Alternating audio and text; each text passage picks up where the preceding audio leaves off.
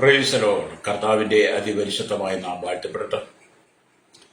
ഈ നല്ല സമയത്തെ ഓർത്ത ദൈവത്തെ സ്തുതിക്കുകയും വാഴ്ത്തുകയും ചെയ്യുന്നു. വിവിധ സ്ഥലങ്ങളിൽ രാജ്യങ്ങളുമായിരുന്ന ദൈവത്തിന്റെ വചനം കേൾക്കുന്ന എല്ലാ പ്രിയപ്പെട്ടവർക്കും കർത്താവായ യേശുക്രിസ്തുവിന്റെ വിടിയേറിയ നാമത്തിൽ എൻ്റെ സ്നേഹവന്ദനം. അല്പസമയത്തെ ദൈവവചന ചിന്തയ്ക്കായി ഒരു ദൈവവചന ഭാഗം വായിക്കുന്നു. മത്തായി എഴുതിയ സുവിശേഷം 6-ാം അധ്യായം 6-ാമത്തെ വാക്യം. നീയോ പ്രാർത്ഥിക്കുമ്പോൾ അറയിൽ കടന്ന് വാതിലടച്ച് രഹസ്യത്തിലുള്ള നിന്റെ പിതാവിനോട് പ്രാർത്ഥിക്കുക. രഹസ്യത്തിൽ കാണുന്ന നിന്റെ പിതാവ് നിനക്ക് പ്രതിഫലം തരും. Price the Lord.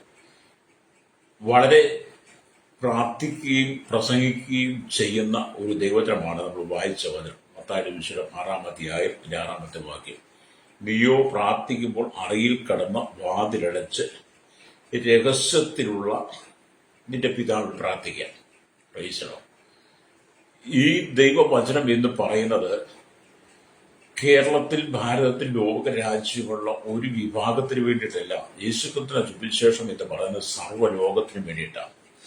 സർവ്വലോകത്തിനും വേണ്ടിയിട്ടാണ് യേശു സുവിശേഷം തന്നതുകൊണ്ട് ഹൈന്ദവനെന്നോ ഇസ്ലാമെന്നോ ബുദ്ധമതക്കാരനോ ജൈനമതക്കാരനെന്നോ ക്രിസ്ത്യാനിയെന്നോ ചിന്തിക്കുക, അതിന് ബന്ധക്കൂസാനെന്ന് മാത്രം ചിന്തിക്കാതെ സർവ്വലോകത്തിലുള്ള എല്ലാ ജനവും പ്രാർത്ഥനയിൽ എങ്ങനെ ആയിരിക്കണമെന്നാണ് പരിശുദ്ധാത്മാവ് പറയുന്നത്. അതാണ് വചനം നമ്മെ വെളിപ്പെടുത്തി. നീയോ പ്രാർത്ഥിക്കുമ്പോൾ അറയിൽ കടന്ന് വാതിലടയ്ക്കണം. എല്ലാ ജനത്തിനും ഉള്ളതാണ്. ആർക്കും ഈ വചനം ഹല്ലേലൂയ മാറ്റിവെച്ചിട്ട് എല്ലാവർക്കും കൂടെ തന്നിരിക്കുന്നതാണ്. ഹല്ലേലൂയ. അപ്പം ദൈവം നിങ്ങളെ സന്ദർശിക്കണമെങ്കിൽ, ദൈവശബ്ദം നീ കേൾക്കണമെങ്കിൽ, നിന്റെ പ്രാർത്ഥന സ്വർഗം സ്വീകരിക്കണമെങ്കിൽ, ഹല്ലേലൂയ, നിങ്ങളുടെ വീട്ടിൽ തന്നെ പ്രാർത്ഥനയ്ക്കുള്ള സൗകര്യം ഉണ്ടായിരിക്കണം. Praise the lord. നിങ്ങളുടെ ഭവനം പ്രാർത്ഥനയ്ക്ക് അനുയോജ്യമായ, പ്രാർത്ഥനയ്ക്ക് യോഗ്യമായ ഭവനമായിരിക്കണം. Praise the lord. കള്ളുകുടിയന്റെ വീട്ടിൽ നടക്കുന്ന പ്രാർത്ഥന ദൈവം കേൾക്കത്തില്ല. കഞ്ചാവ് അടിക്കുന്നവന്റെ, മുറുക്കുന്നവന്റെ, വെറ്റില തിന്നുന്നവന്റെ, പാൻമസാല തുളസിപ്പാക്ക് തിന്നുന്നവന്റെ വീട്ടിൽ അക്രമ ശിക്ഷ, ഭാര്യ അടിക്കുന്നവൻ, ഭർത്താവിനെ അടിക്കുന്നവൾ, അമ്മായിയമ്മ, മരുമാൾ പോലുള്ള എന്തുകൊണ്ട് സഹോദരങ്ങൾ തമ്മിൽ ചിന്ന ഭിന്നമായി പ്രശ്നം സൃഷ്ടിക്കുന്ന, സഭയിൽ കലക്കമുണ്ടാക്കുന്ന, അങ്ങനെ വിവിധ പ്രശ്നങ്ങൾ നിറയപ്പെട്ടു നിൽക്കുന്ന ഒരു കുടുംബത്തിനകത്തും ആ പ്രാർത്ഥനയ്ക്കകത്ത് ദൈവം പ്രസാദിക്കത്തില്ല, ദൈവം കേൾക്കത്തില്ല.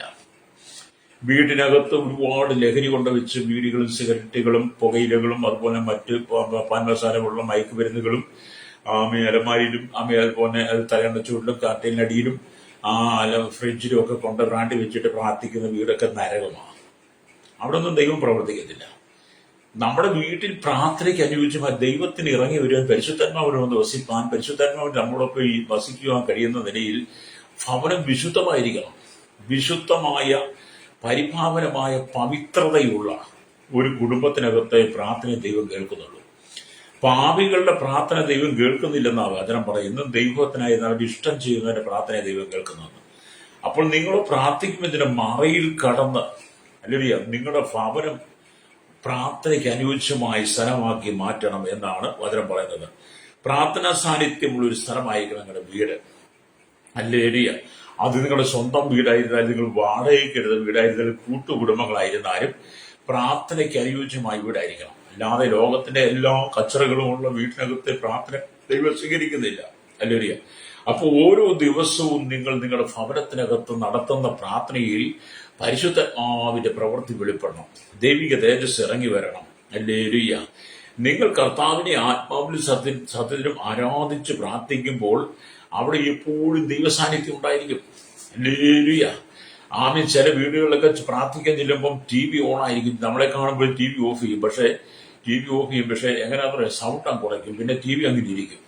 ഒരു വീട്ടിൽ പ്രാർത്ഥിക്കാൻ ടിവിയുടെ സൗണ്ട് കുറച്ച് TV ഇങ്ങനെ ഇരുന്ന് കറങ്ങിക്കൊണ്ടിരിക്കുക, കേട്ടൊക്കെ ഓടിക്കൊണ്ടിരിക്കുക. ഹല്ലേലൂയ. അപ്പം പ്രാർത്ഥിക്കാൻ അത് ഓഫ് ചെയ്യാൻ പറയുമ്പോൾ അത് അവിടെ ഇരിക്കട്ടെ. ഹല്ലേലൂയ. ആ വീടൊക്കെ സാത്താൻ നിയന്ത്രിക്കുന്നത് കേട്ടോ. ആ വീട്ടിൽ പ്രാർത്ഥിക്കാൻ ദൈവദാസന്മാർ വരുമ്പോൾ ആ വീടിനകത്ത് TVയും എന്ന് വേണ്ട സകല കച്ചറയും, പിന്നെ മൊബൈൽ കളിക്കുക, മൊബൈൽ നോക്കിയിരിക്കുക. പ്രാർത്ഥിക്കാൻ, സുവിശേഷം പറയാൻ വരുന്ന ദൈവദാസന്മാരെ ശ്രദ്ധിക്കാതെ അശ്രദ്ധയോടെ കൂടി പോകാനിരുന്ന മൊബൈൽ കളിക്കുന്ന, അതൊക്കെ സാത്താന്റെ നിയന്ത്രിതമായ ഭവനങ്ങളാണ്. ഭവനം എന്ന് പറഞ്ഞാൽ പ്രാർത്ഥനയ്ക്ക് അനുയോജ്യമായിരിക്കണം, വിശുദ്ധമായിരിക്കണം. ഹല്ലേലൂയ. അവിടെ ദൈവത്തിന്റെ പരിശുദ്ധാത്മാവിന് വസിക്കാൻ കഴിയുള്ളൂ. ഹല്ലേലൂയ. ദൈവ സാന്നിധ്യം എപ്പോഴും നിന്റെ കുടുംബത്തിൽ നിറയപ്പെട്ട് നിൽക്കുകയാണെങ്കിൽ നിന്റെ കുടുംബത്തെ പിശാചിന് തൊടാൻ പറ്റത്തില്ല. ഹല്ലേലൂയ. ഒന്ന്, നമ്മുടെ ഭവനം, ആക്ഷരികമായ ഭവനം. രണ്ട്, ആക്ഷരികമായി നമ്മൾ നോക്കുക നമ്മുടെ ശരീരമാകുന്ന ഭവനം. ഹല്ലേലൂയ. നമ്മുടെ ശരീരം ദൈവത്തിന്റെ ഭവനമാണ്, ദൈവത്തിന്റെ മന്ദിരമാണ്, ദൈവത്തിന്റെ ആലയമാണ്. ഹല്ലേലൂയ. അപ്പം രണ്ടാമത് ദൈവത്തിന്റെ മന്ദിരമാകുന്ന ശരീരത്തിൽ, ദൈവത്തിന്റെ മന്ദിരമാകുന്ന നമ്മുടെ ഈ ശരീരമാകുന്ന ഭവനത്തിൽ ദൈവത്തിന്റെ ആത്മാവ് വസിക്കണം. 1 കൊരിന്ത്യർ ലേഖനം 3:16 നിങ്ങൾ വായിച്ചു, നിങ്ങൾ ദൈവത്തിന്റെ മന്ദിരമെന്നും ദൈവത്തിന്റെ ആത്മാവ് നിങ്ങൾ വസിക്കുന്നുവെന്ന് നിങ്ങൾ അറിയുന്നില്ല. അപ്പം ദൈവത്തിന്റെ മന്ദിരം നമ്മളാണ്. 4 ചുവരുകൾക്കകത്ത് നമ്മൾ കൂടി വരുമ്പോൾ നമ്മൾ കാണുന്ന ഈ മനോഹരമായ വലിയ ദൃശ്യങ്ങൾ, വലിയ തല ഉയർത്തുന്ന വലിയ തലക്കെട്ടുകളോട് പണിത് വെച്ചിരിക്കുന്ന പള്ളികളല്ല ദൈവത്തിന്റെ ആലയം. ഹല്ലേലൂയ. അത് എന്തിനാണ്? നമുക്ക് ദൈവത്തിനെ കൂടി വന്നിരുവാനും ഒന്നിച്ചിരുന്ന് പ്രാർത്ഥിക്കാൻ, ഒന്നിച്ച് ദൈവത്തെ മഹത്വപ്പെടാൻ, സ്തുതിക്കുവാൻ, നമ്മുടെ അഭിപ്രായങ്ങൾ പങ്കുവെക്കുക, നമ്മുടെ വേദനകളൊക്കെ പറയുവാൻ, ദൈവത്തിന്റെ ഏകാഗ്രതയോട് കൂടി ഇരിക്കുവാനുള്ളതാണ് നമ്മൾ ഭൂമിയിൽ പണിതെടുക്കുന്ന പള്ളികൾ, ദേവാലയങ്ങൾ എന്നൊക്കെ പറയുന്നത്. അല്ലേ? പക്ഷെ അതിനകത്ത് വന്നിരിക്കുന്ന മനുഷ്യനാണ് ദൈവത്തിന്റെ മന്ദിരം. അവരുടെ ഉള്ളിൽ പ്രാർത്ഥനയ്ക്ക് അനുയോജ്യമായി വിശുദ്ധി ഉണ്ടായിരിക്കണം. ഭവനം വിശുദ്ധീകരിക്കുന്ന പോലെ തന്നെ നിങ്ങളുടെ ഹൃദയത്തിനകത്ത് വിശുദ്ധി ഉണ്ടായിരിക്കണം. Hallelujah, price the Lord. പണ്ട് ഞാൻ ഭയങ്കര കള്ളുകുടിയനായിരുന്നു, കഞ്ചാവടിക്കാരനൊക്കെ ആയിരുന്നു പണ്ട്. ഞാൻ വലിയ പ്രകസനമൊന്നും പറയുന്നില്ല, ഞാൻ ചെയ്തിട്ടുള്ള കാര്യങ്ങളൊക്കെയാണ് പറയുന്നത്. അങ്ങനെ എല്ലാം ലഹരി ഉപയോഗിക്കാം. അപ്പൊ അങ്ങനെ തന്നെ എന്നോട് ഒരാൾ പറഞ്ഞിട്ട്, നീ പോയി ആ പള്ളിക്ക് പോയി ഒരു തിരി കത്തിക്കുക, 100 തിരി കത്തിക്കുക, 100 തിരി കത്തിക്കുക, 101 കരുതിയത്. അപ്പൊ നിന്റെ കള്ളുകൂടി ശാശ്വതം. ഞാനതൊക്കെ ചെയ്തിട്ടുണ്ട് കേട്ടോ. പക്ഷെ അതുകൊണ്ടല്ല എന്റെ കള്ളുകൂടി തീർന്നു. 101 തിരി കത്തിച്ചുണ്ട്, കപ്പയുടെ പുറകെ പള്ളികളിൽ പോയിരുന്നുണ്ടോ, ഒരുപാട് തീർത്ഥാടന സ്ഥലത്തേക്ക് പോയിട്ടുണ്ട്. അതുകൊണ്ടൊന്നും എന്റെ കള്ളുകൂടി മാറിയില്ല. അല്ലേ?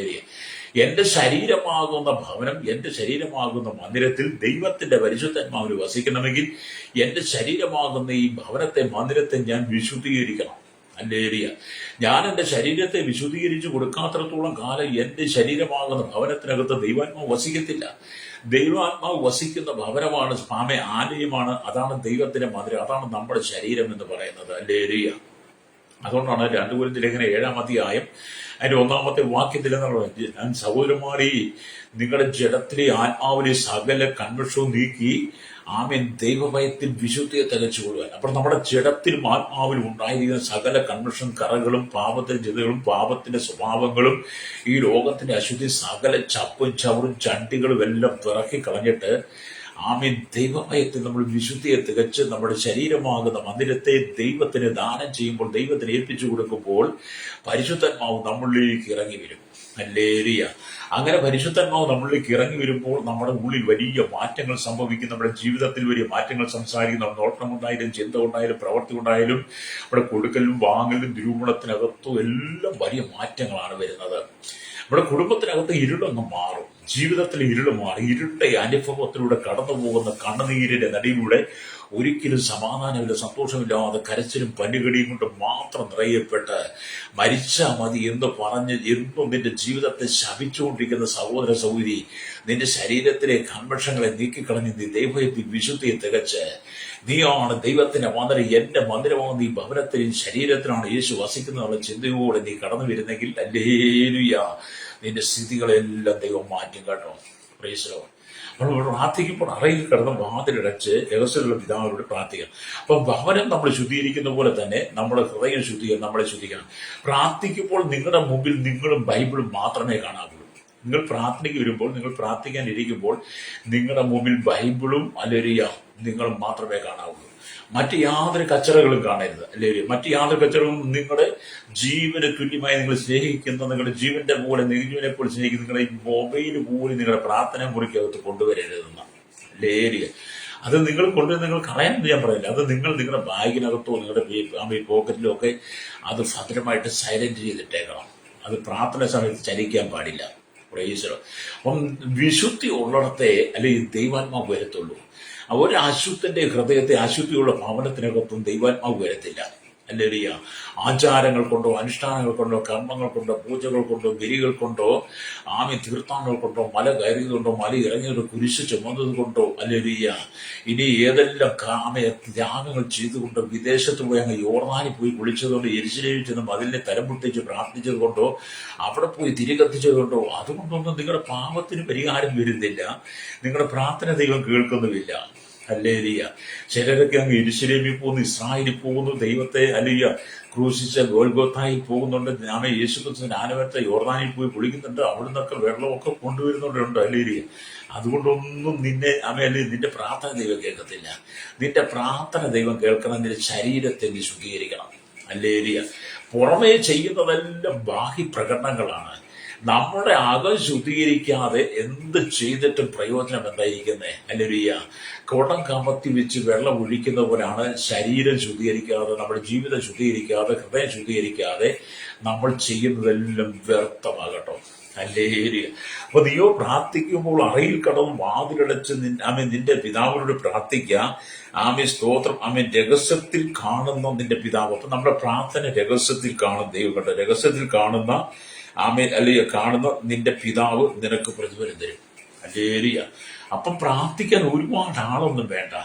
പ്രാർത്ഥിക്കാൻ നമുക്ക് ഒറ്റയാക്കി മതി കേട്ടോ. അല്ലെങ്കിൽ ഒരാൾ കൂടി പ്രാർത്ഥിക്കും, 2 പേര് കൂടി പ്രാർത്ഥിക്കുന്നു, 3 പേര് കൂടി പ്രാർത്ഥിക്കുന്നത് എല്ലാം ദൈവത്തിന് ഇഷ്ടമാണ്.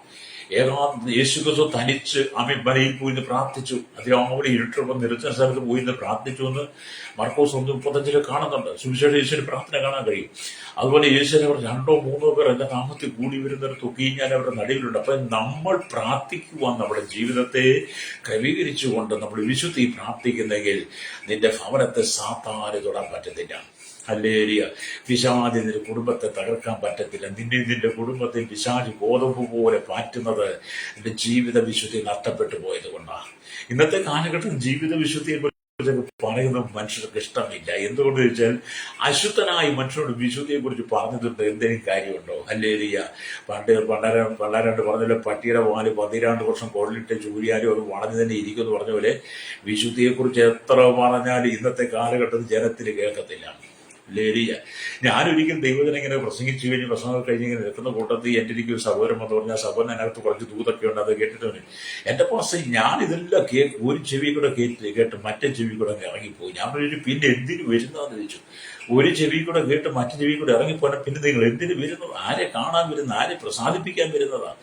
എന്താ നിങ്ങളുടെ വന്നതിൻ്റെ ഉദ്ദേശം? പ്രാർത്ഥനയ്ക്ക് വന്നാണ്, ആരാധനയ്ക്ക് വന്ന് പ്രാർത്ഥിക്കാൻ നിങ്ങൾ ആരെ കാണാൻ ഇവിടെ വന്നത്? ഒരു ചെവി കൂടെ കേട്ട് മറ്റു ചെവി കൂടെ ഇറങ്ങിപ്പോകുന്ന നിങ്ങൾ സാത്താന്റെ മക്കളാന്ന് പറഞ്ഞു. നിങ്ങൾ സാത്താന്റേതാന്ന് പറഞ്ഞു. അദ്ദേഹത്തിന് ഭയങ്കര കോപം തോന്നി കേട്ടോ. ഞാൻ പറഞ്ഞു, നിങ്ങൾ സാത്താന്റെ തന്നെയാ, നിങ്ങൾ പിശാചിലുള്ള ചിന്തിക്കുന്നത്. ഹല്ലേലൂയ. യേശു പറഞ്ഞു, യേശു അത്ര നീ പിശാചിലുള്ള ചിന്തിക്കുന്നു, നീ എനിക്ക് ഇറച്ചു വരുന്ന പറഞ്ഞവരെ പലരും അങ്ങനാണെന്നേ. ഹല്ലേലൂയ. നമ്മൾ പ്രാർത്ഥിക്കുമ്പോൾ നമ്മൾ വിശുദ്ധമായൊരു മനസ്സുണ്ടായിരിക്കണം, പരിഭാവനമായ ജീവിതം ഉണ്ടായിരിക്കണം, പവിത്രമായ ഒരു ജീവിതം ഉണ്ടായിരിക്കണം. യേശു ക്രിസ്തുവിനെ പോലെ വിശുദ്ധ ജീവിതം നയിക്കുന്നവരുടെ പ്രാർത്ഥനയാണ് സ്വർഗം കേൾക്കുന്നത്. ഹല്ലേലൂയ. പാപികളുടെ പ്രാർത്ഥന കേൾക്കുന്നില്ല. മത്തായി സുവിശേഷം നിങ്ങൾ തുറന്നങ്ങോട്ട് വായിച്ചാൽ കാണാൻ കഴിയും. ഹല്ലേലൂയ. രക്തം ചെയ്യും.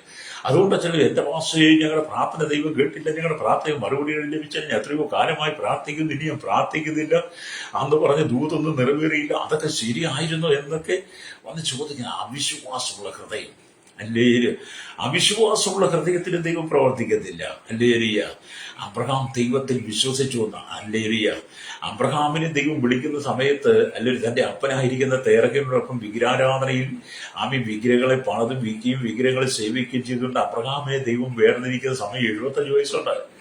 അന്ന് സാറയ്ക്ക് 65 വയസ്സുണ്ട്. അന്ന് അബ്രഹാമിനോട് ദൈവം പറഞ്ഞു, നിനക്ക് ഞാൻ വാഗ്ദത്ത സന്തതിയെ തരുമെന്ന്. നീണ്ട 24 വർഷം കൂടെ പിന്നീട് 99 വയസ്സായിട്ടും വാഗ്ദത്ത സന്തതിയെ കാണ്ടില്ല. ഹല്ലേലൂയ. എങ്കിലും അബ്രഹാമിന്റെ ശരീരം ദൃശ്യമായി, സാറയുടെ ഗർഭപാത്രം ദൃശ്യമായി, ഇനി ഒരു പുത്രോത്പാദനത്തിന് യാതൊരു വകയുമില്ല, അങ്ങനെ സംഭവിക്കത്തില്ല എന്നുള്ള ചിന്തയുണ്ടായതെങ്കിലും അബ്രഹാം ദൈവത്തിൽ വിശ്വസിച്ചു. ദൈവമല്ലേ പറഞ്ഞത്? ദൈവം പറഞ്ഞത് കൊണ്ട് അതിനകത്ത് മാറ്റം വരുന്നില്ല. അബ്രഹാമിന് മനസ്സിലായി വെളിച്ചം ഉണ്ടാകട്ടെ എന്ന് പറഞ്ഞപ്പോൾ ഭൂമിയുടെ പ്രകാശവും വെളിച്ചം ഉണ്ടാക്കിയ ഒരു കർത്താവല്ലേ. അതുകൊണ്ട് എന്നോട് പറഞ്ഞ വാഗ്ദത്തം നിവർത്തിക്കാതിരിക്കുമോ? ഞാൻ അതുകൊണ്ട് വിശ്വസിക്കുക. അബ്രഹാം ദൈവത്തിനെ വിശ്വസിച്ചു പൊട്ടനെ പോലെ. അത് ദൈവം നീതിയായി കണക്കിട്ടു.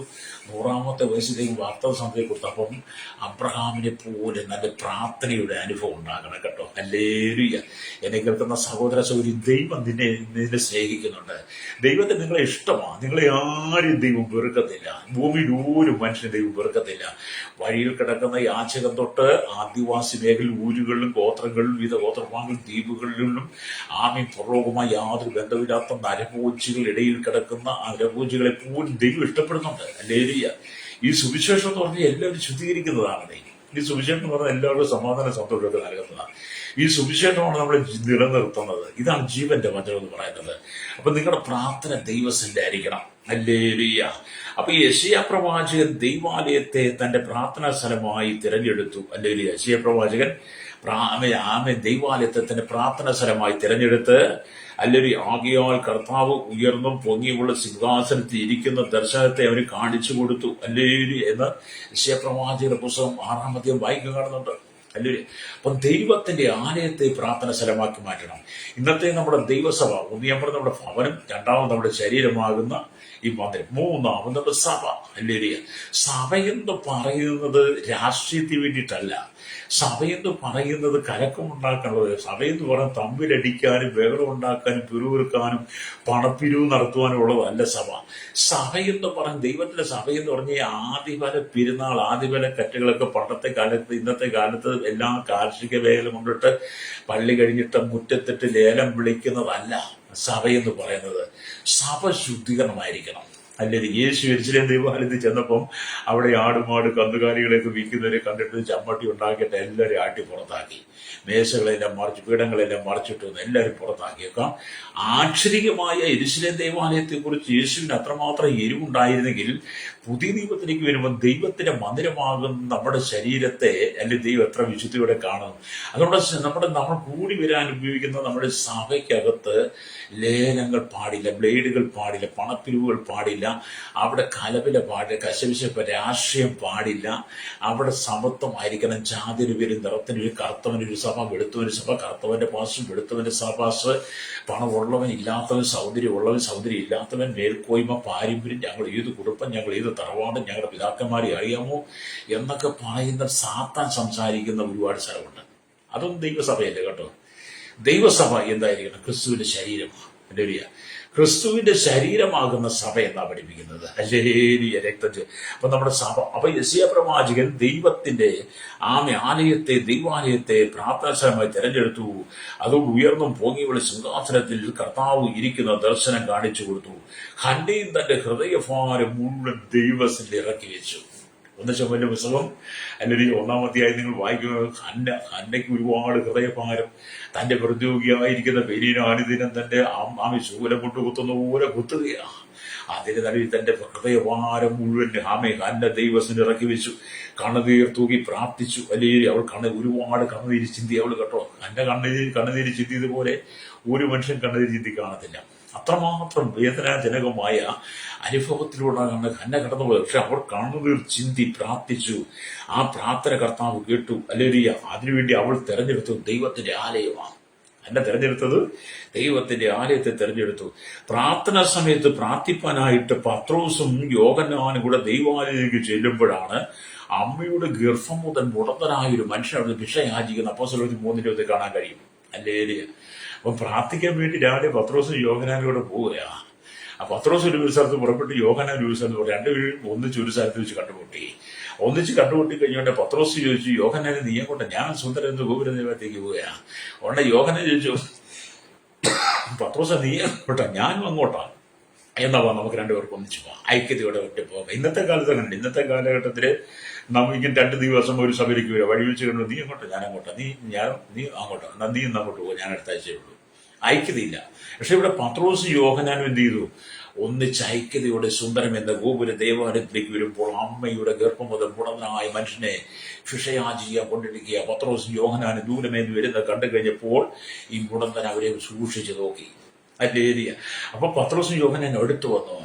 അപ്പൊ ഞങ്ങളെ നോക്കുന്നത് എന്ത് അല്ലയാ? അപ്പൊ അവര് ഈ മുടന്തനതാ അവരെ നോക്കി അവരുടെ കയ്യിൽ നിന്ന് വല്ലതും കിട്ടും എന്നുള്ളത് അവരങ്ങനെയാണല്ലോ ചിന്ത. യാചകന്റെ ചിന്തയാണല്ലോ. പിന്നെ പത്രോസ് വെള്ളിയും പൊന്നും ഒന്നും ഞങ്ങൾക്കില്ല, ഞങ്ങൾക്കുള്ളത് നിനക്ക് തരുന്നു. എന്താണ് പത്രോസും യോഹന്നാനും ഉണ്ടായിരുന്നത്? പത്രോസും യോഹന്നാനുള്ള വെള്ളിയോ പൊന്നോ തുട്ടുകളോ നാണയങ്ങളോ, അന്നത്തെ വെള്ളി നാണയങ്ങളോ ഒന്നും അല്ല പത്രോസിനുണ്ടായിരുന്നത്. പത്രോസിന് വെള്ളിയും പൊന്നും ഞങ്ങൾക്കുള്ളത് നിനക്ക് യേശുവിന്റെ നാമം. പത്രോസിന്റെ കയ്യിൽ എന്തായിരുന്നു ഉണ്ടായിരുന്നത്? പത്രോസിന്റെ നാവിൽ എന്തായിരുന്നു ഉണ്ടായിരുന്നത്? പത്രോസിന്റെ അതരങ്ങൾ യേശുവിന്റെ നാമം. യേശുവിന്റെ നാമത്തിൽ നടക്ക എന്ന് പറഞ്ഞിട്ട് അവര് കൈകൊടുത്ത് അവനെ എഴുന്നേൽപ്പിച്ചപ്പോൾ അവന്റെ നരിയാണി അങ്ങ് ഉറച്ചു. അവൻ നടന്നും തുള്ളിയും ദൈവത്തെ സ്തുതിക്കാൻ തുടങ്ങി. അപ്പൊ നോക്കി, പത്രോസും യോഹന്നാനുമായിരിക്കുന്ന അവരാ ദൈവത്തിന്റെ മന്ദിരങ്ങളാ, അവർ ദൈവത്തിന്റെ ഭവനങ്ങളാ. അവരുടെ ഉള്ളിൽ നിറയപ്പെട്ട പരിശുദ്ധാത്മാവിനാൽ അവരുടെ അതരത്തിൽ നിന്ന് പുറത്തേക്ക് വാമി സംസാരം വന്നപ്പോൾ അത് നരിയാണി മുടന്തന്റെ നരിയാണിക്ക് ഉറപ്പ് നൽകി. അവന്റെ പഴയ ശരീരം മാറി, പഴയ കാലുകൾ മാറി. അവൻ നടന്നും തുള്ളി ദൈവത്തെ സ്തുതിക്കാൻ തുടങ്ങി. അത് എന്നെ കേൾക്കുന്ന സ്നേഹിത, എന്നെ കേൾക്കുന്ന മാതാവി പിതാവേ, അല്ലെങ്കിൽ യെശയ്യാ പ്രവാചകൻ ദൈവത്തിന്റെ ആലയത്തെ പ്രാർത്ഥന സ്ഥലമാക്കി മാറ്റിയതുപോലെ, ഹന്ന ദൈവത്തിന്റെ ആലയത്തെ പ്രാർത്ഥന സ്ഥലമാക്കി മാറ്റിയവരെ, സുന്ദരം എന്ന ഗോപുര ദേവാലയത്തിൽ അന്ന് വരെ നടന്നിട്ടില്ലാത്തൊരു അത്ഭുതം അന്ന് അവിടെ നടന്നെങ്കിൽ ഇന്ന് പകൽ നിന്റെ കുടുംബത്തിനകത്ത് ദൈവം ഒരു അത്ഭുതം ചെയ്യാൻ ആഗ്രഹിക്കുക. എന്നെ കേൾക്കുന്ന സഹോദര, നാളുകളായി നീ കരഞ്ഞ് പ്രാർത്ഥിച്ച് കണ്ണുകളുടെ ജീവിതത്തിൽ നിരാശയുടെ നടുവിൽ കടന്നു പോവുകയില്ലേ? ജീവിതം മടുത്തു എന്ന് പറഞ്ഞിട്ടില്ലേ? രാത്രി യാമങ്ങളിൽ നീ കണ്ണീർ തൂക്കുന്ന അനുഭവമില്ലേ? സഹോദരൻ, നിന്റെ മനസ്സിന് വേദന അറിയുന്ന ഒരു ദൈവമുണ്ട്, നിന്റെ സങ്കടം കേൾക്കുന്ന ഒരു ദൈവമുണ്ട്. സഹോദരി, നിന്റെ വേദന അറിയുന്ന ഒരു ദൈവമുണ്ട്, നിന്റെ അവസ്ഥ അറിയുന്ന ഒരു ദൈവമുണ്ട്. നിന്നെ കൈവിട്ട് കളയുകയില്ല. ഇന്ന് പകൽ നിന്റെ പ്രാർത്ഥനയ്ക്കകത്ത് ദൈവം അത്ഭുതം ചെയ്യാൻ പോകുക. നീ ജീവിത വിശുദ്ധിയിലേക്ക് മടങ്ങി വന്ന് നിന്റെ ശരീരമാകുന്ന മന്ദിരത്തെ വിശുദ്ധിയോടെ നീ യേശുവിനെ ഏൽപ്പിച്ചു കൊടുക്കുന്നെങ്കിൽ ഹല്ലേലൂയ, പ്രൈസ് ദി ലോർഡ്, കർത്താവ് അത്ഭുതം ചെയ്യും. അപ്പൊ നീയോ പ്രാർത്ഥന അറയിൽ കടന്ന് നിന്റെ ഹൃദയവാതിൽ അടയ്ക്കാം.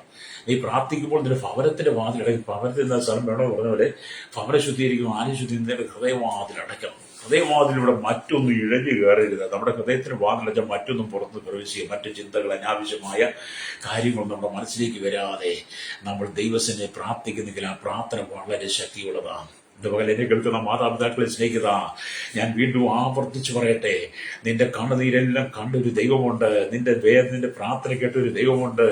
നിന്നെ അറിയുന്നൊരു ദൈവമുണ്ട്. നിന്റെ കുടുംബത്തിന്റെ എസ്റ്റു കാര്യങ്ങൾ അറിയുന്ന ഒരു ദൈവമുണ്ട്. ഹല്ലേലൂയ.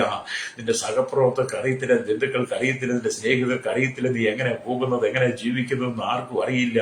നിന്റെ സാഹചര്യം ആർക്കും അറിയത്തില്ല. നീ അനുഭവിക്കുന്ന കഷ്ടതയുണ്ടല്ലോ, അതിന്റെ നടുവിൽ ദൈവം നിന്നെ മാനിക്കാൻ പോവുകയാണ്.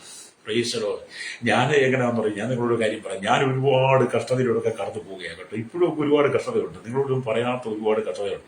പക്ഷെ ഞാൻ ഈ കഷ്ടതയെക്കൊണ്ട് ഞാൻ പുറത്തൊന്നും കാണിക്കാൻ, ഞാൻ എപ്പോഴും എല്ലാവരോടും സന്തോഷത്തോടെ സംസാരിക്കുകയും ചിരിച്ച മുഖത്തോടൊക്കെ എപ്പോഴും ഞാൻ ഇടപെടുന്നു. എന്നെ അറിയുക, നമ്മുടെ കഷ്ടതകളൊന്നും നമ്മൾ മനുഷ്യരോട് പറഞ്ഞിട്ട് കാര്യമില്ല. അല്ലെ, നമ്മുടെ കഷ്ടതകളും നമ്മുടെ സങ്കടങ്ങളും ദുഃഖങ്ങളും ഒന്നും നമ്മൾ മനുഷ്യരോട് പറഞ്ഞിട്ട് കാര്യമില്ലെന്ന് മനസ്സിലാക്കിയ ഒരു വ്യക്തിയെ ഞാൻ. പിന്നെ അത് ദൈവസ്ഥനിൽ ഇരുന്ന് നമ്മുടെ കർത്താവോട് പങ്കുവെക്കുകയാണെങ്കിൽ കേട്ട് നമ്മൾ മനസ്സലിയുന്ന ഒരു നല്ല പിതാവ് യേശുവാണ്. അല്ലെ, അതുകൊണ്ട് ഞാൻ നമ്മുടെ കഷ്ടതകളൊക്കെ ഉണ്ടെങ്കിൽ നമ്മൾ പുറത്ത് മനുഷ്യന് മുമ്പിൽ കാണിച്ച് കരഞ്ഞ് അവരുടെ ഒരു സഹാനുഭൂതിക്ക് വേണ്ടി നിങ്ങൾ നിൽക്കാതെ നീ ദൈവം മുമ്പിൽ നിന്ന് കരയുന്നെങ്കിൽ, എന്നെ കേൾക്കുന്ന മാതാവേ, നിന്റെ ഹൃദയത്തിന്റെ വേദനകൾ, എന്നെ കേൾക്കുന്ന സഹോദരന്റെ ഹൃദയത്തിന്റെ വേദനകളെ മുഴുവൻ അറിയുന്ന ദൈവം, നിന്റെ രഹസ്യങ്ങൾ അറിയുന്ന ദൈവം, ആ ദൈവസന്നിധി നിന്നെ തന്നെ ഏൽപ്പിച്ചുകൊണ്ട് നീ ദൈവ പാദങ്ങളിൽ കരയുന്നെങ്കിൽ, ഹല്ലേലൂയ, ഹന്നയുടെ പ്രാർത്ഥന കേട്ട ദൈവം അവളുടെ ചുണ്ട് മാത്രമേ അനങ്ങിയുള്ളൂ, പുറത്തേക്ക് ശബ്ദമില്ലായിരുന്നു. 1 ശമൂവേൽ 1:10 തൊട്ട് നിങ്ങൾ വായിച്ചു നോക്കണം. അവൾ പ്രാർത്ഥനയുടെ ചുണ്ട് മാത്രമേ അനങ്ങിയൊരു ശബ്ദമില്ലായിരുന്നു. പക്ഷെ നിന്റെ ചുണ്ട് അനങ്ങുന്നത് പോലും ശ്രദ്ധിക്കുന്ന ഒരു ദൈവമുണ്ട്. ഹല്ലേലൂയ. ദൈവം നിനക്ക് വേണ്ടിച്ചൊരു അത്ഭുതങ്ങൾ ചെയ്യാൻ പോവുകയാണ്. നിന്റെ കുടുംബത്തിന്റെ ശൂന്യതയെ മാറ്റുവാൻ, ഈ കുടുംബത്തിന്റെ ഇരുൾ മാറ്റുവാൻ, നിന്റെ കടക്കണി മാറ്റുവാൻ ദൈവം ആഗ്രഹിക്കുക. നിന്റെ കടക്കണികളെ മുഴുവൻ ദൈവം മാറ്റുവാൻ ആഗ്രഹിക്കുന്നു. നിന്റെ രോഗബന്ധനങ്ങളെ ദൈവം മാറ്റുവാൻ ആഗ്രഹിക്കുന്നു. നിന്റെ കുടുംബത്തിന്റെ ശാപത്തെ ദൈവം മാറ്റാൻ ആഗ്രഹിക്കുന്നു. നിനക്കുണ്ടായ പരാജയങ്ങൾ ദൈവം നിന്നെ ഉയർത്താൻ ആഗ്രഹിക്കുക. വിശ്വസി കരം വെടിച്ച് ദൈവത്തെ സ്തുതിക്കാമോ? ഇന്ന് പകൽ ഞാൻ ഈ ദൈവത്തിന്റെ വചനം പറയുമ്പോൾ കടക്കണി കൊണ്ട് മുമ്പോട്ട് പോകാൻ കഴിയാതെ ജീവിതം തകർന്ന് തരിപ്പണമായിരുന്ന ബിസിനസ്സുകൾ തകർന്ന് ജോലി നഷ്ടപ്പെട്ട് സാലറി കിട്ടാതെ ലോൺ എടുത്ത് തിരിച്ചടയ്ക്കാൻ കഴിയാതെ ജപ്തി നടപടി നേടുന്ന വിവിധമായ ആവശ്യം പണം മേടിച്ച് തിരിച്ചു കൊടുക്കാൻ കഴിയാതെ കണ്ണുനീരോട് കൂടി സങ്കടത്തോടു കൂടി ഇരിക്കുന്ന ഒരു ജീവിതം കൂടി ദൈവത്തിന്റെ ആത്മാവ് പറയുക. പരിശുദ്ധാത്മാവ് ഇന്ന് പകൽ നിന്നോട് ദൂതറിയിക്കുന്നു, നീ വാതിലടച്ച് നീ ദൈവത്തിലേക്ക് നിന്റെ ഹൃദയത്തിന്റെ വാതിലടച്ച് ദൈവത്തിന് വന്നിരുന്ന് പ്രാർത്ഥിക്കുന്ന രഹസ്യത്തിൽ കാണുന്ന പിതാവ് നിനക്ക് പ്രതിഫലം തരും കേട്ടോ.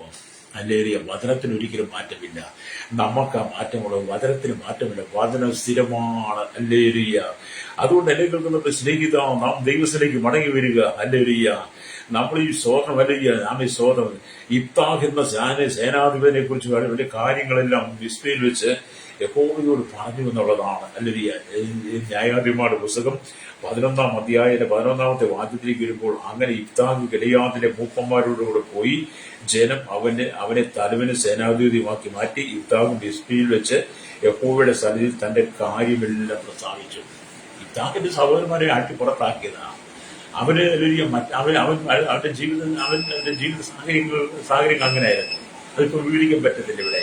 അങ്ങനെ അവനെ പുറത്താക്കി. പക്ഷേ ഈ സാഹചര്യത്തെ മുഴുവൻ ഞെരുക്കാൻ ശത്രുസൈന്യം എഴുന്നേറ്റപ്പോൾ ആമി ഇത്താങ്ങിന്റെ സഹോദരന്മാർക്ക് കഴിയാതെ വന്നു കഴിഞ്ഞപ്പോൾ ആമി ഇത്താങ്ങിനെ ക്ഷണിച്ചു, നീ വരണം, നീ ഞങ്ങളെ രക്ഷിക്കണം, ഈ ഫെലിസ്റ്റിന്റെ കയ്യിൽ ഒരു മോചനം വേണം. അങ്ങനെ ഇത്താഗ് അവരെ ഇത്താവിനെ വിളിക്കാൻ വന്ന മൂപ്പന്മാരോട് പോയി. അങ്ങനെ ഇത്താവ് മിസ്ബയിൽ വന്നപ്പോൾ തന്റെ കാര്യങ്ങളെല്ലാം ദൈവത്തിനെ പ്രസാദിച്ചു. ഹല്ലേലൂയ.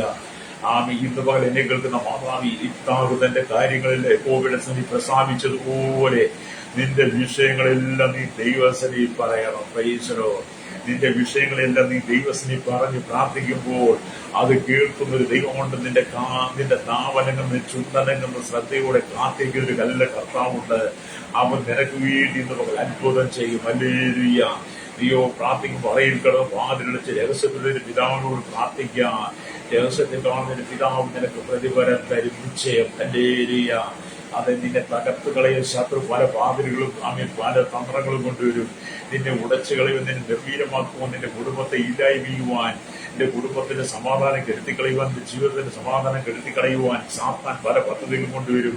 നിന്നെ ജോലിയിൽ നിന്ന് പിരിച്ചുവിടുക, നിന്റെ ജോലി സ്ഥാനം നിന്നെ നിന്നെ കീഴ്പ്പെടുത്തി ഇല്ലായ്മ ചെയ്യുവാൻ, നിന്നെ അപമാനിക്കും. നിന്റെ ഉയർച്ച കാണുമ്പോൾ നിന്നെ ആ ഉയർച്ച ഇല്ലായ്മയെ ശ്രമിക്കുന്ന സാത്താന്റെ പദ്ധതികളുണ്ടല്ലോ. അങ്ങനെ നിന്നെ തകർക്കുവാൻ ശ്രമിക്കുന്ന ദുഷ്ടശക്തിയും ദൈവം നിന്നെ മാനിക്കാൻ പോകുക കേട്ടോ. ഹല്ലേലൂയ. നിങ്ങളെ തകർക്കാൻ സാത്താൻ പല പദ്ധതികളും കൊണ്ടുവരും. ഹല്ലേലൂയ. പിശാചിന് നിന്റെ നാശമാണ് ഇഷ്ടം, പക്ഷെ ദൈവത്തിന് നിന്റെ ഉയർച്ചയാണ് ഇഷ്ടം.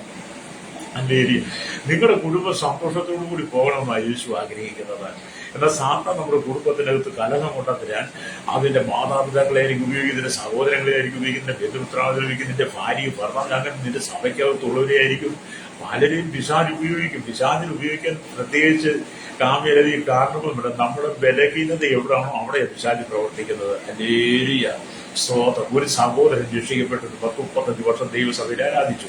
10-35 വർഷം ദൈവസഭയിൽ ആരാധിച്ചു. അവസാനം അദ്ദേഹത്തിന് ഈ ബ്ലോക്ക് വന്ന് ആശുപത്രിയിലായി കഴിഞ്ഞപ്പോൾ അദ്ദേഹത്തിന്റെ സഹോദരന്മാരും 3 പേരും സഹോദരിമാരും അദ്ദേഹത്തിന്റെ ഭാര്യയും മക്കളോട് ചേർന്ന് പറയുക, 35-40 വർഷം നീ ഞങ്ങളെ വിട്ടു പോയില്ല, ഞങ്ങളുടെ പള്ളി വിട്ടു പോയില്ല, ഞങ്ങളുടെ പള്ളിയെ നോക്കി എന്ത് മനോഹരമാണ്, എന്തെല്ലാം വിഗ്രഹങ്ങളാണ് ഞങ്ങളുടെ പള്ളിയുടെ മുറ്റത്ത് ഞങ്ങളുടെ പള്ളിയിൽ നോക്കി ഇരിക്കുന്നത്, അതെല്ലാം നീ വിട്ടിട്ട് പോയില്ലേ.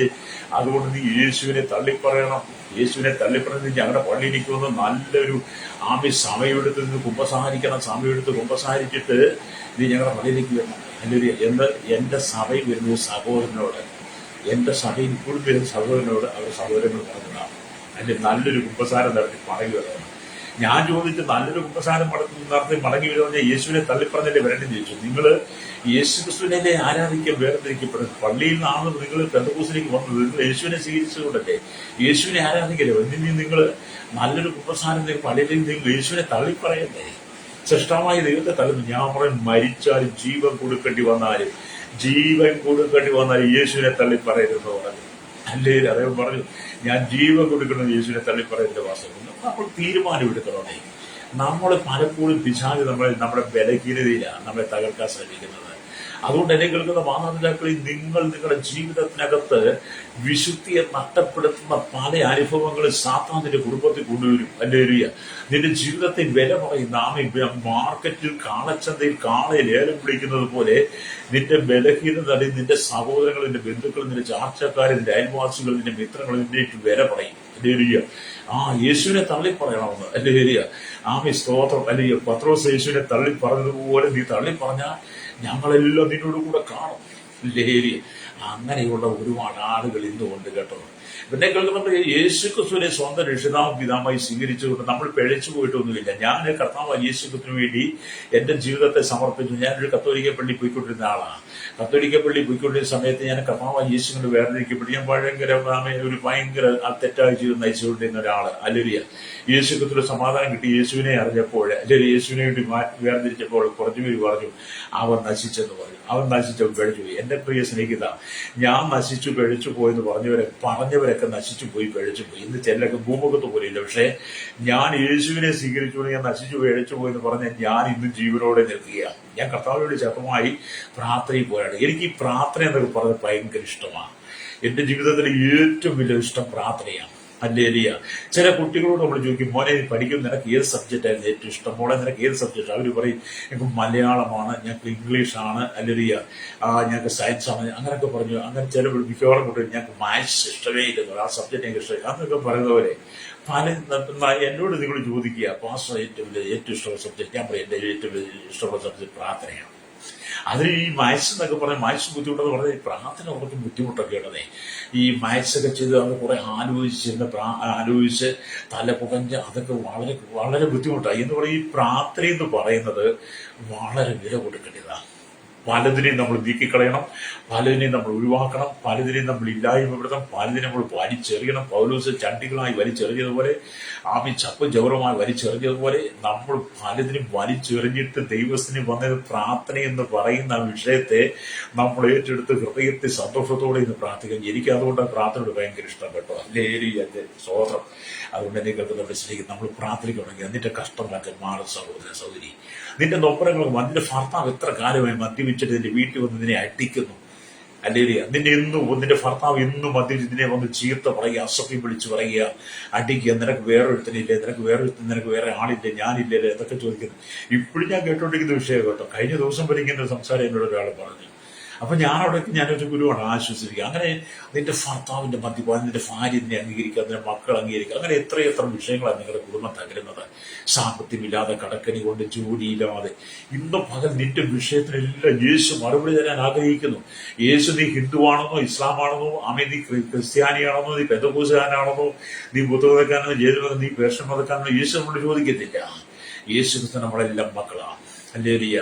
അതുകൊണ്ട് മക്കളുടെ ഹൃദയത്തെ അറിയുന്ന അപ്പൻ കുഞ്ഞിന്റെ ആഗ്രഹം നടത്തി കൊടുക്കുന്ന പോലെ നമ്മുടെ സൃഷ്ടാവായി ദൈവം നമ്മുടെ പിതാവാണ്. നമ്മുടെ ഹൃദയത്തെ അറിയുന്നവരുടെ ആഗ്രഹം നടത്തി തരും. ഹല്ലേലൂയ. അപ്പൊ ഹിസ്കിയ രാജാവ് രാജവ്യാധിയാൽ മരിക്കാറായപ്പോൾ തന്റെ മുഖം ചുവരിന്റെ നേരെ തിരിച്ച് യഹോവയോട് കരഞ്ഞു പ്രാർത്ഥിച്ചു. കർത്താവ് ആ പ്രാർത്ഥന കേട്ട് ഹിസ്കിയാവിന്റെ രാജാവിന്റെ ആയുസ്സിന്റെ 15 സംവത്സരം കൂട്ടിക്കൊടുത്തു എന്ന് അല്ലെങ്കിൽ യെശയ്യാ പ്രവാചക പുസ്തകം 38-ാം അധ്യായം 1 തൊട്ട് താഴോട്ടൊരു വാക്യം വായിക്കുന്നത്. യെശയ്യാ പ്രവാചകൻ ചെന്ന് പറഞ്ഞു, ഹിസ്കിയാവ്, നീ നിന്റെ നിന്റെ വീട്ടുകാര്യം ക്രമപ്പെടുത്തുക, നീ മരിച്ചു പോകും. ഹിസ്കിയാവ് കേട്ടത് ചുവരിനോട് മുഖം ചേർത്ത് വെച്ച് കരഞ്ഞു, കണ്ണുനീരോടെ കരഞ്ഞു. ആ പ്രാർത്ഥന കർത്താവ് കേട്ടു. ആ പ്രാർത്ഥന കേട്ട് കഴിഞ്ഞപ്പോ എന്ത് ചെയ്തു? യെശയ്യാ പ്രവാചകൻ ഹിസ്കിയ രാജാവിന്റെ കൊട്ടാരത്തിന്റെ നടുമുറ്റം വിടുന്നപ്പോ ദൈവം വീണ്ടും സംസാരിച്ചു, യെശയ്യാവേ നീ മടങ്ങിച്ചെല്ല്, ഞാൻ ഹിസ്കിയാവിന്റെ പ്രാർത്ഥന കേട്ടു, അവരോട് നീ സംസാരിക്കുക. അങ്ങനെ യെശയ്യാവ് മടങ്ങിച്ചെന്ന് നിന്റെ പ്രാർത്ഥന ദൈവം കേട്ടു, നിന്റെ കണ്ണുനീര് കണ്ടു, നിന്റെ ആയുസിന്റെ 15 പടി കൂടെ ദൈവം നിനക്ക് നീട്ടിത്തരാന്ന് പറഞ്ഞു. കണ്ടോ, നമ്മുടെ ഹിസ്കിയാവിന്റെ പ്രാർത്ഥനയ്ക്കകത്ത് ദൈവത്തിന്റെ അത്ഭുതം നടന്നെങ്കിൽ ഇന്ന് പകൽ എന്നെ കേൾക്കുന്ന മാതാവി, മാരകമായ രോഗം പിടിച്ച് നീ മരിക്കത്തക്ക നില, ഹിസ്കിയാവിനെ പോലെ മരിക്കത്തക്ക നില കരഞ്ഞു കിടക്കുന്ന കാമി മരണത്തെയാണ് മുഖാമുഖം കാണുന്നെങ്കിൽ നീ ദൈവത്തിനെ പ്രാർത്ഥിക്കുന്നതിന്റെ ആയുസിന്റെ 15 പടി കൂടെ ഹിസ്കിയാവിനെ കൂട്ടിക്കൊടുത്ത പോലെ നിന്റെ ആയുസിനെ ദീർഘമാക്കി തരാൻ ദൈവത്തിന് കഴിയും. Price the Lord. ഹല്ലേലൂയ. നമ്മൾ ദൈവത്തിനോട് ഇത് ഏൽപ്പിച്ചു കൊടുക്കണം. പ്രാർത്ഥന അത്ര ശക്തമുള്ളതാണ്. അപ്പോൾ ഇതിന്റെ ഹിസ്കിയ രാജാവിന്റെ ആയുസിന്റെ 15 കൂട്ടി അനേക വിശുദ്ധന്മാർക്ക് പ്രാർത്ഥിപ്പാനായ ഒരു പ്രത്യേക സ്ഥലമുണ്ട്. അനേക വിശുദ്ധന്മാർക്ക് ഇന്നെന്തുകൊണ്ട് ഒരുപാട് വിശുദ്ധന്മാർക്ക് പ്രാർത്ഥിക്കാൻ വേണ്ടി ഒരു പ്രത്യേക സ്ഥലം തിരഞ്ഞെടുക്കും. ഹല്ലേലൂയ. നമ്മുടെ പ്രിയ കർത്താവ് യേശുക്രിസ്തുവിന്റെ പ്രാർത്ഥനയ്ക്ക് വേണ്ടി ഒരുപോലെക്കരികെയുള്ള ഗെത്സമനെ തോട്ടം യേശു തിരഞ്ഞെടുത്തു. നമ്മുടെ കർത്താവ് എപ്പോഴും ഗെത്സമനെ തോട്ടത്തിൽ പോയിരുന്ന് പ്രാർത്ഥിക്കുമായിരുന്നു. ഹല്ലേലൂയ. അവിടെ വെച്ച് വളരെ വ്യാകുലതയോടെ ശക്തമായി പ്രാർത്ഥിച്ചു. ആ പ്രാർത്ഥന ദൈവം കേട്ടു. കർത്താവിന്റെ ദൂതൻ വന്നിറങ്ങി അവനെ ബലപ്പെടുത്തി. നമ്മുടെ കർത്താവ് പ്രാർത്ഥനയുടെ വേർപ്പ് ചോരത്തുള്ളി പോലെ നിലത്ത് വീണു. ഹല്ലേലൂയ. അത്രമാത്രം ഗത്സമനെ വെച്ച് ഹൃദയമൊരുങ്ങി പ്രാർത്ഥിച്ചപ്പോൾ, വേദനയോടെ പ്രാർത്ഥിച്ചപ്പോൾ അവിടെ ദൈവം ഒരു ദൂതനെ ഇറക്കിയെന്ന്, ആ ദൂതൻ ഇറങ്ങി വന്ന് യേശുവിനെ ബലപ്പെടുത്തി എന്നാണ് വായിക്കുന്നത്. ഹല്ലേലൂയ. അതേ എന്നെ കേൾക്കുന്ന സ്നേഹിത, ഹല്ലേലൂയ. പൗലോസ് ഫിലിപ്പി പട്ടണത്തിലേക്ക് വന്നപ്പോൾ പ്രാർത്ഥന സ്ഥലമായി പുഴവക്കത്തിരുന്ന് അവിടെ അവർ കർത്താവിനെ കുറിച്ച് വന്ന സ്ത്രീകളോട് സംസാരിച്ചു. ആകയാൽ ലക്ഷണം പറയുന്ന അശുദ്ധാത്മാവുള്ള ആ ഒരു സ്ത്രീ അത് കേട്ട് വിടിവിക്കപ്പെട്ടു. അതുപോലെ ലുദിയയുടെ ഹൃദയം തുറക്കപ്പെട്ടു. ഹല്ലേലൂയ. കാരാഗ്രഹ പ്രമാണി അവിടെ രക്ഷ പ്രാപിച്ചു വന്ന ആ ഒരൊറ്റ അധ്യായം 16-ാം അധ്യായം ലുദിയയുടെ ഹൃദയം തുറക്കുന്നു. പിടിച്ചപ്പെടുത്തിയ മാനസാന്തരം, കാരാഗ്രഹ പ്രമാണിയുടെ മാനസാന്തരം. പ്രാർത്ഥന എന്നൊക്കെ പറഞ്ഞാലേ നമ്മുടെ ഹൃദയം തുറക്കുന്നതാണ്. രക്തം ചെയ്യും. ഹല്ലേലൂയ. നിങ്ങൾ ഏത് സ്ഥലത്ത് വേണ്ടി ഇത് പ്രാർത്ഥിച്ചു. നിങ്ങളുടെ കള്ളുഷാപ്പിലും ബാറിലും ബീവറേജിലും പോയി ഇത് പ്രാർത്ഥിക്കരുത് കേട്ടോ. ജഡികമായ സ്ഥലങ്ങളിൽ ചൂതാട്ടരുത്, വിചാരശാലകളിലും പോയി ഇത് പ്രാർത്ഥിക്കരുത്. ദൈവത്തിന് ഇഷ്ടമായ വിശുദ്ധമായ സ്ഥലത്ത് ഏത് സ്ഥലം നിങ്ങൾ തിരഞ്ഞെടുക്കുന്നോ അവിടെ ഇരുന്ന് നിങ്ങൾ പ്രാർത്ഥിക്കുമ്പോൾ നിന്റെ പ്രാർത്ഥനയ്ക്കകത്ത് അത്ഭുതം നടക്കും. Price the Lord. ഹല്ലേലൂയ. എന്റെ പ്രാർത്ഥന ദൈവം കേൾക്കും. അപ്പൊ നിങ്ങൾ ഏത് സ്ഥലത്ത് പ്രാർത്ഥിച്ചാലും പ്രാർത്ഥന കാരണം കർത്താവ് ആത്മാവാകുന്നു. ആത്മാവാകുന്ന കർത്താവ് നിന്റെ ഉള്ളിലേക്ക് ഇറങ്ങി വരും. ഹല്ലേലൂയ. എന്നെ കേൾക്കുന്ന പഴയ നിയമ പഴയ യഹൂദന്മാർ യെരൂശലേമിലും ശമര്യർ ഗിരിസിമലയിലും ഒക്കെ കർത്താവിനെ നമസ്കരിച്ച് വന്നിരുന്നു എന്ന് നമ്മൾ യോഹന്നാന്റെ വിശേഷം അല്ലെങ്കിൽ 4-ാം അധ്യായം വായിക്കുമ്പോൾ ശബരിയാസിലുള്ള ബന്ധത്തിൽ കാണാൻ കഴിയും. അല്ലേ, അത് യേശു പറഞ്ഞു, നിങ്ങൾ പിതാവിനെ നമസ്കരിക്കുന്ന ആഴിക വന്നു അല്ലേലൂയ എന്ന് പറയുക. അല്ലേലൂയ. നമ്മൾ ദൈവത്തെ ആത്മാവിൽ സത്യം ആരാധന, നമ്മുടെ ദൈവം ആത്മാവിൽ ജീവനുമാണ്. ഞാൻ വായിച്ച പാഠത്തിലേക്ക് വന്നിട്ട് വേണ്ടി പ്രാർത്ഥിക്കാൻ പോവുക. 10-ാം വിശേഷം 6-ാം അധ്യായം 6-ാം വാക്യമുള്ള വായിക്കുന്നത്, നീയോ പ്രാർത്ഥിക്കുമ്പോൾ അവയിൽ കിടന്ന് വാതിലടച്ച് രഹസ്യത്തിലുള്ള നിന്റെ പിതാവിനോട് പ്രാർത്ഥിക്കുക. രഹസ്യത്തിൽ കാണുന്ന പിതാവ് നിനക്ക് പ്രതിഫലം തരും. 1, പ്രാർത്ഥിക്കുമ്പോൾ നിന്റെ ഭവനം വിശുദ്ധമായിരിക്കട്ടെ. 2, പ്രാർത്ഥിക്കുമ്പോൾ നിന്റെ ജീവിതത്തിന്റെ ശരീരമാകുന്ന മന്ദിരം വിശുദ്ധമാകട്ടെ. 3, നീ പ്രാർത്ഥിക്കാൻ പോകുന്ന ആലയം വിശുദ്ധമായിരിക്കണം. ഹല്ലേലൂയ. അവിടെ നീ ഏകാഗ്രതയുടെ ജഗത്തിലെ ആത്മാവിൽ സകല കൺവശോധിക്ക് നീ ദൈവത്തെ വിശുദ്ധിയെ തെക്കിരിക്കുന്നെങ്കിൽ ഇന്ന് പകൽ ദൈവം നിന്റെ ജീവിതത്തിൽ അത്ഭുതം ചെയ്യും. ഏത് വിഷയത്തിന് വേണ്ടി ഭാരപ്പെടുന്നോ ആ വിഷയത്തിനകത്ത് ഇന്ന് പകൽ ദൈവം അത്ഭുതം ചെയ്യാൻ പോവുക. വിശ്വസി കണ്ണുകളടച്ച് എന്നോടൊപ്പം പ്രാർത്ഥിച്ച കർത്താവ്, ഇതുവരെ എന്റെ പ്രാർത്ഥനയ്ക്കകത്ത് ദൈവത്തിന്റെ പ്രവൃത്തി നടന്നില്ല. ഇന്ന് പകൽ എന്നെ തന്നെ വിശുദ്ധീകരിച്ച് അങ്ങയ്ക്ക് വേണ്ടി ഏൽപ്പിച്ചു നൽകി. യെശയ്യാവ് ദൈവാലയത്തെ ആരാധന സ്ഥലമാക്കി, ഹന്ന ദൈവാലയത്തെ ആരാധന സ്ഥലമാക്കി മാറ്റിയതുപോലെ ഹല്ലേലൂയ, സ്തോത്രം, ഹല്ലേലൂയ. കർത്താവേ, ഞാനും ഹല്ലേലൂയ എന്റെ ജീവിതത്തെ ഹല്ലേലൂയ ഒരു ആരാധനയ്ക്ക് വേണ്ടി ആരാധന സ്ഥലമായി എന്നെ സമർപ്പിക്കുന്നു പറഞ്ഞ് എന്നോട് പ്രാർത്ഥിച്ചാട്ട്. പരിശുദ്ധ ഞങ്ങളുടെ നല്ല ദൈവമേ, സ്വർഗ്ഗ പിതാവേ, അനുഗ്രഹിക്കപ്പെട്ട നല്ല സമയത്തിനായി കേരളത്തിലും ഭാരത ലോക രാജ്യങ്ങളിൽ 800 കോടി ജനത്തിനായി ഞങ്ങൾ പ്രാർത്ഥിക്കുന്ന കർത്താവേ, മനുഷ്യൻ പലപ്പോഴും പരാജയപ്പെടുന്ന പ്രാർത്ഥന ജീവിതം നഷ്ടപ്പെട്ട് വിശുദ്ധിയില്ലാതെ പോകുന്നുണ്ട്. അവരുടെ പ്രാർത്ഥന മറുപടിയില്ലാതെ നിരാശകളും കണ്ണുനീരാൽ ശാപത്തിന്റെ പാപത്തിന്റെ കെട്ടുകൾ അവരുടെ ജീവിതത്തിൽ നിറയപ്പെട്ട അസമാധാനത്തിൽ കടന്നുപോകുന്ന സകല കുടുംബങ്ങളും മകൻ മാനസാന്തരപ്പെടുവാൻ പ്രാർത്ഥിക്കുന്നു. ശൈശവത്തിനും ബാല്യത്തിനും കൗമാരി യൗവനത്തിനും വാർദ്ധക്യത്തിനും അനുഭവത്തിലും അശന യാചികൾ ഓർഫണേജ് ഓർട്ടഞ്ചോ തലമുറയിലായി രാജരാഷ്ട്ര തലവന്മാർ അടക്കം എല്ലാം ജാതി മത വർഗ വർണ്ണ വ്യത്യാസമില്ലാതെ എല്ലാ ജനങ്ങൾക്ക് ഭാവി അവരുടെ ശരീരമാകുന്ന മന്ദിരത്തെ വിശുദ്ധീകരിച്ചുകൊണ്ട് പ്രാർത്ഥനയ്ക്ക് വേണ്ടി തങ്ങളിൽ നിന്ന് വേർതിരിച്ച് ഭാവി പ്രാർത്ഥിക്കുവാൻ രഹസ്യത്തിൽ കാണുന്ന പിതാവ് പ്രതിഫലം തരുമെന്ന് പറയുന്ന മകൾ സാങ്കേല ജനത്തിന് വിഷയം പ്രതിഫലം കൊടുക്കണമേ. സമാധാനമില്ലാത്ത കുടുംബങ്ങൾ, സ്വസ്ഥതയില്ലാത്ത കുടുംബങ്ങൾ, കണ്ണുനീരാ നിറയപ്പെട്ട കുടുംബങ്ങൾ, വ്യാധികളാൽ പാപശാപ രോഗവേദനകൾ, ആവിചാര മന്ത്ര ദുർമന്ത്ര ദുർബോധ ശക്തിയാൽ ദേശത്തിന് കൂലികളാൽ ഭാവി വിവിധ പ്രതിസന്ധികൾ കടന്നുപോകുന്ന കുടുംബങ്ങളെ ഇത് പകർന്ന് യഥാസ്ഥാനം വിശദീകരിക്കുന്ന രോഗമാണ് കടന്നു സുവിശേഷം പറഞ്ഞു. ദൈവത്തിന്റെ ദാസിദാസന്മാർ സുവിശേഷം ജയിലിൽ കിടക്കുന്ന പ്രിയപ്പെട്ടവർ അവരെല്ലാം ഞങ്ങൾ ഈ സമയത്ത് ഓർത്ത് പ്രാർത്ഥിക്കുന്ന വിടുതലയക്കണമേ. യേശുവിന്റെ നാമത്തിൽ തന്നെ ആമേൻ, ആമേൻ, ആമേൻ.